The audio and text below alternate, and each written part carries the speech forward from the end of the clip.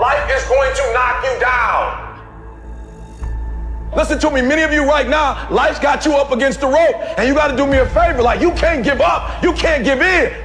Pain is temporary. Pain is your friend. Pain is going to take you to the next level. When you going through pain, I know what you're feeling. I know exactly, because I've been there. I've done that. But you got to work through it. And the reason why most of you are not successful is because every single time stuff not going your way, you give up, you quit, you let go, and people feel weakness. They feel it. You can feel when somebody's not committed, when they're not all in, when they're not dedicated. And there's another level you get to when you go all in. Winners win and losers lose. And if you create a culture of losing, if you keep being a victim, if you keep letting losing happen to you, if you keep letting people do you and treat you any kind of way, it's going to become a culture. And so here's what I say to you. There are going to be times that you're going to be wondering, why should I keep showing up and working my business? Why should I keep at it? Why should I keep showing up to the conventions? Why should I keep picking up the phones and making the phone calls? Why should I keep fighting for my goals and fighting for my dreams? And what I want to remind you is that you got to show up for your life regardless of the circumstances. You got to show up in spite of the naysayers. You got to show up in spite of the conversation going on in your mind. You got to show up for your life. Because if you don't, nobody else will. If you want unreasonable results in your life, you've got to be willing to be unreasonable. Part of being unreasonable, you don't judge according to appearances. Part of being unreasonable, you can see it because you believe it. You must have the faith to call forth those things that be not as though they were. You've got to decide, I deserve this, and I'm going to have it. You've got to say yes to your life. You've got to say yes. Yes to my dreams. Yes to me. Yes, I can make it. Yes, I can. Doesn't matter how many failures I've made. Doesn't matter how many mistakes I've endured. Doesn't matter about my defeats. Doesn't matter about what I've done. Yes, yes. I don't care about the fact I'm in a hole now. Doesn't matter about where I am. The last chapter to my life has not been written yet. If you judge me now, you'll judge me prematurely. I'm still in the process of transforming my life. I'm still in the process of becoming. Yes.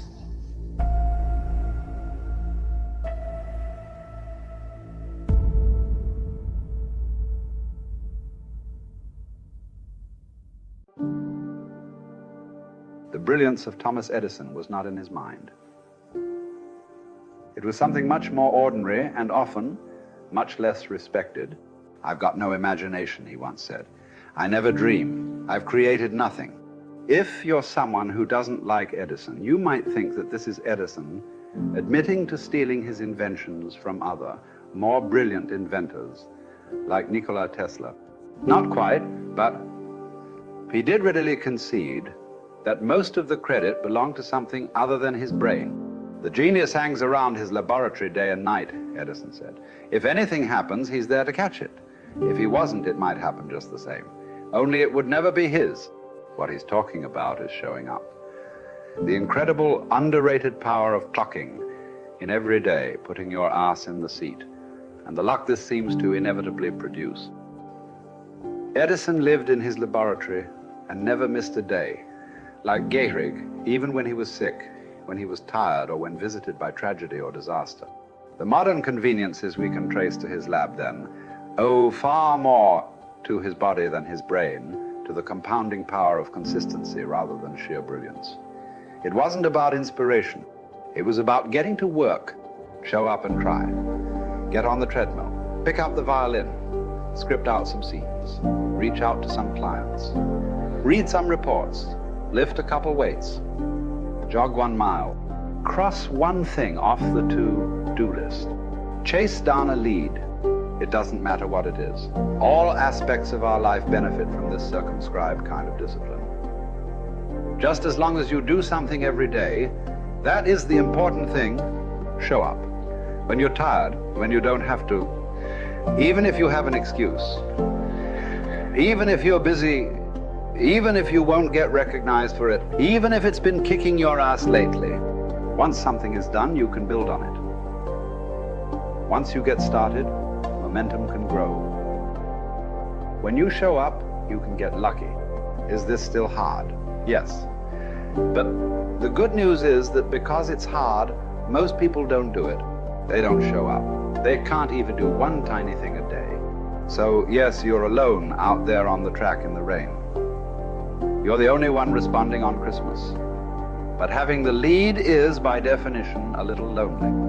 This is also why it's quiet in the morning. You have the opportunities all to yourself. Don't worry about setting any records. Just report for duty. No excuses. And here's the irony. This is also a way to break records. Consistency is a superpower. Day to day, willpower is incredibly rare. Lo Gehrig was a solid position player and a good hitter. But his success really was rooted in the fact that he didn't miss many days of work. It's quite likely that had he continued at his normal pace and not been stricken with ALS, that he would have put up career numbers that surpassed Babe Ruth's. Gehrig wasn't just able to show up despite injuries and fatigue. He also had to push through ennui, doubt, and just plain not feeling it. He had slumps like we all do, but he also understood what they meant.